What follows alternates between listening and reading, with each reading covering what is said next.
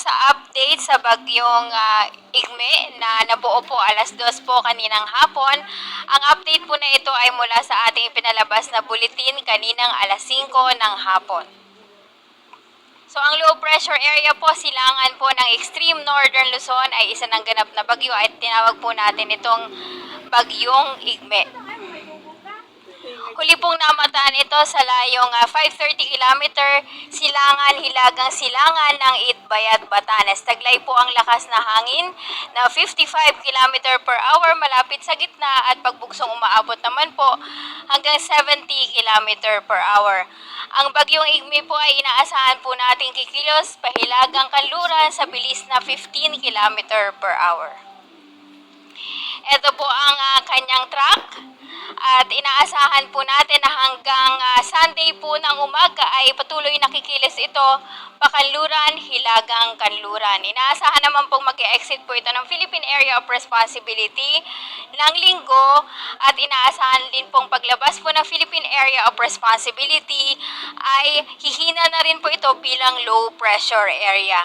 Sa ngayon po ay nakataas po ang Tropical Cyclone Signal number 1 dito lamang po sa Batanes o sa lalawigan po ng Batanes. So isang probinsya lang po ang area kung saan po nakataas po ang ating wind signal. Samantala, ang mga pag-ulan naman po dulot po ng bagyong Igme at ng southwest monsoon ay inaasahan ngayong araw hanggang bukas po ng hapon dito po sa may bahagi po ng Zambales. So, malakas hanggang sa matinding mga pag-ulan po ang inaasahan po ngayon hanggang bukas sa Zambales.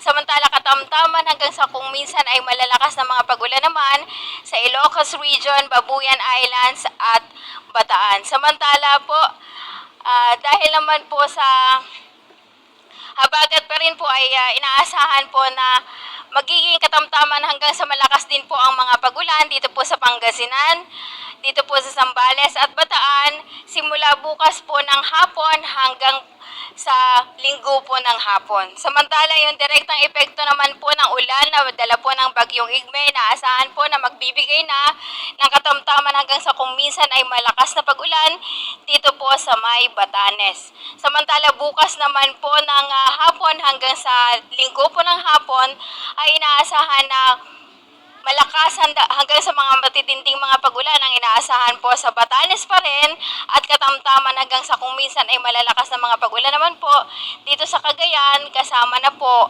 ang Babuyan Islands.